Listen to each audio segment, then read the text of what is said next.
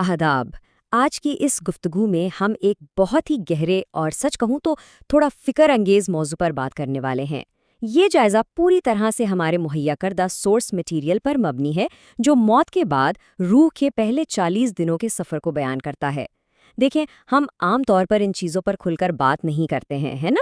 मगर ये सफ़र सिर्फ डर या खौफ पैदा करने के लिए नहीं बताया गया, बल्कि ये एक ऐसी बुनियादी थियोलॉजिकल फ्रेमवर्क फराहम करता है जो इंसान की ज़िंदगी के रुख को पूरी तरह तब्दील करने की सलाहियत रखता है। तो चलिए, बिना किसी ताख़ीर के इस जायज़े का आगाज़ करते हैं। तो चलिए अब इसकी गहराई में चलते हैं। जब किसी इंसान की आखिरी सांस टूट जाती है तो अगले 40 दिन तक उसकी रूह के साथ दरअसल क्या गुजरती है। ये सोर्स सिर्फ एक कहानी नहीं सुना रहा, बल्कि एक ऐसी हकीकत को सामने रखता है जो इंसान को अपने फिजिकल यानी मादी वजूद और रूहानी वजूद को बिल्कुल नए नजरिए से देखने पर मजबूर कर देती है। ये एक ऐसा सफ़र है जहाँ ज़मीन की तमाम हकीकतें बस पीछे छूट जाती हैं। अगर इस रूहानी सफ़र के टाइमलाइन पर नज़र डालें तो ये शुरू होता है तदफीन से, यानी जुदाई के लम्हे से। फिर आती है पहली रात, जिसे द ग्रेट ट्रूथ या सबसे बड़ी हकीकत कहा गया है। उसके बाद पहले 1 से 10 दिन का इंतकाली मरहला आता है, और आखिर में 10 से 40 दिन का अरसा, जिसे आलम बरज़ख कहते हैं। ये तरतीब बड़ी वाज़ेहत से दिखाती है कि रूह किस तरह दुनिया से निकलकर आखिरत के सफ़र में दाखिल होती है। सफ़र का आगाज़ जुदाई के इस आखिरी लम्हे से होता है। सोर्स के मुताबिक ये एक निहायत खामोश और संजीदा वक्त होता है। वो जिस्म जो कल तक चलता फिरता था अब बिल्कुल बेहरकत है। आसपास रोने धोने की आवाज़ें हैं, लेकिन वो इंसान खुद कुछ कह नहीं पाता। मगर यहाँ सबसे अहम पॉइंट ये है कि जिस्म बेजान होने के बावजूद रूह पूरी तरह जाग रही होती है। रूह वहाँ मौजूद हर शोर, हर खामोशी को मुकम्मल तौर पर महसूस कर रही होती है। हकीकतन सोर्स वाज़े करता है कि जिस्म बेजान ज़रूर होता है, मगर रूह बेखबर बिल्कुल नहीं होती। रूह ये सब देख रही होती है कि जनाजा उठाया जा रहा है। वो देखती है कि कब्रिस्तान तक कौन साथ आया, कौन वहाँ से वापस मुड़ गया, और किसने सिर्फ अपना फ़र्ज़ पूरा किया और चला गया। यहाँ एक शदीद सेंसरी कंट्रास्ट ज़ाहिर होता है। एक तरफ मुर्दे की मुकम्मल खामोशी और दूसरी तरफ जिंदा लोगों का शोर और भागदौड़। तदफीन के बाद कब्र बंद होती है और लोगों के कदमों की आहट आहिस्ता आहिस्ता दूर होती चली जाती है। फिर शुरू होती है कब्र की पहली रात, एक ऐसी तन्हाई जो दुनिया में पहले कभी महसूस नहीं की गई। सोर्स कहता है कि ये रात सबसे ज़्यादा सख्त इसलिए होती है क्योंकि ये सबसे ज़्यादा सच्ची होती है। ज़मीन का पहला एहसास इंसान को बताता है कि जिस मिट्टी पर कल तक चला जाता था, आज वही मिट्टी चारों तरफ है। और यहाँ ये बात बड़ी खूबसूरती से वाज़े होती है कि दुनियावी इल्यूजन्स और रूहानी हकीकत में क्या फ़र्क है। एक तरफ वो चीज़ें हैं जो पीछे छूट गईं, जैसे जमा की हुई दौलत, बड़े बड़े ओहदे, मकाम और गुरूर। कब्र में आकर इन सब का वज़न ज़ीरो हो जाता है। और दूसरी तरफ क्या बचता है? सिर्फ और सिर्फ इंसान के आमाल और उसका सच्चा यकीन। यहाँ कोई सिफारिश या दुनिया का स्टेटस बिल्कुल काम नहीं आता। इसी पहली रात रूह को एक इम्तिहान का सामना करना होता है। पूरी जिंदगी एक आईने की तरह सामने घूम जाती है और इस आईने में कोई झूठ नहीं होता। सबसे दिलचस्प और गौर तलब बात यह है कि यहाँ सवालों के जवाब ज़बान से नहीं बल्कि आमाल से दिए जाते हैं। कहाँ हक मारा गया, कहाँ गुरूर किया गया, सब सामने आ जाता है। सोर्स के मुताबिक वो नॉलेज या इल्म जिस पर दुनिया में फ़ख्र था, अगर उससे दिल नहीं बदला तो वो इल्म यहाँ एक सख्त बोझ बन जाता है। जब पहली रात का सदमा और खामोशी थोड़ी ठहर जाती है तो सफ़र पहले 10 दिनों में दाखिल होता है। ये वो मरहला है जहाँ वक्त का पैमाना दुनिया जैसा नहीं रहता। यहाँ ना तो सूरज निकलने का इंतज़ार होता है और ना ही रात ढलने का। वक्त गुजर तो रहा होता है, मगर उसे दुनिया की तरह गिना नहीं जा सकता। यहाँ रूह पर सबसे भारी एहसास उतरता है। और वो एहसास क्या है? ये कि दुनिया रुकी नहीं है। दुनिया बिल्कुल वैसे ही आगे बढ़ी है। रूह देखती है कि वही घर है, वही लोग हैं, मगर जिंदगी अब उसके बिना चल रही है।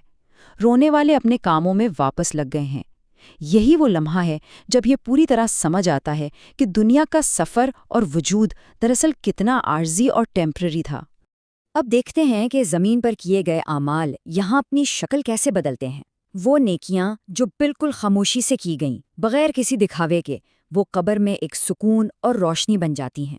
दूसरी तरफ वो जुल्म जिसे दुनिया में मामूली समझा गया, या छोटे छोटे हुकूक जो दबा दिए गए, वो एक निहायत भारी बोझ बन जाते हैं। سورس واضح کرتا ہے کہ اصل وزن صرف کسی بڑے گناہ کا نہیں بلکہ اکثر اوقات بس غفلت یا لاپرواہی کا ہوتا ہے۔ چلیے آگے بڑھتے ہیں اور دیکھتے ہیں کہ یہ سفر مزید آگے کیسے کھلتا ہے۔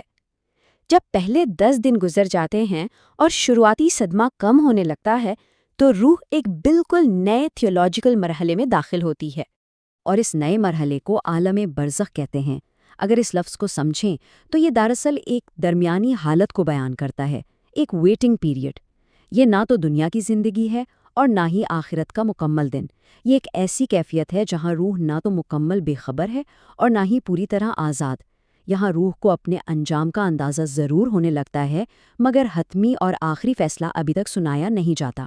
اس عالم برزخ کے اپنے محسوس اصول بتائے گئے ہیں۔ یہاں کا رول سمپل ہے، نہ تو کوئی نیا عمل شامل کیا جا سکتا ہے اور نہ ہی کسی پرانے عمل کو مٹایا جا سکتا ہے۔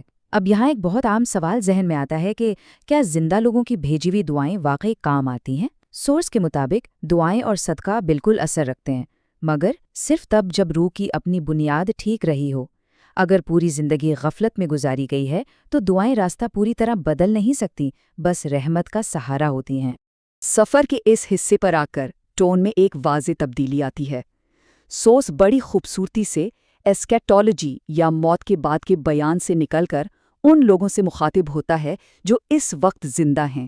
یہ صرف ان کی داستان نہیں جو جا چکے ہیں، بلکہ ایک ڈائریکٹ کال ٹو ایکشن ہے ان کے لیے جو ابھی سن رہے ہیں، جو ابھی محسوس کر رہے ہیں۔ اب یہاں جو بات واقعی دلچسپ ہے وہ یہ کہ قبر کا یہ پورا فریم ورک کل پر زور دینے کے لیے نہیں بتایا گیا، بلکہ اس کا اصل مقصد آج کی زندگی کو بہتر بنانا ہے۔ جو لوگ قبر میں ہیں وہ اب کچھ نہیں بدل سکتے، مگر جو زندہ ہیں وقت ابھی ان کے پاس ہے۔ تو سب سے بڑا سوال یہ نہیں ہونا چاہیے کہ موت کے بعد دراصل کیا ہوگا، بلکہ سوال یہ ہے کہ آج، اس وقت، اس دن ہم کیا کر رہے ہیں۔ یہاں سے کچھ بے حد اہم پریکٹیکل سٹیپس نکل کر سامنے آتے ہیں۔ پہلا سٹیپ، غفلت یا لاپرواہی کی زندگی چھوڑنے کا ایک سچا فیصلہ کرنا۔ دوسرا، اللہ کی رضا اور صاف نیت کو اپنی زندگی کے ہر چھوٹے بڑے کام کا مرکز بنانا۔ اور تیسرا، نیکیوں کو آنے والے کل پر ٹالنا بند کرنا۔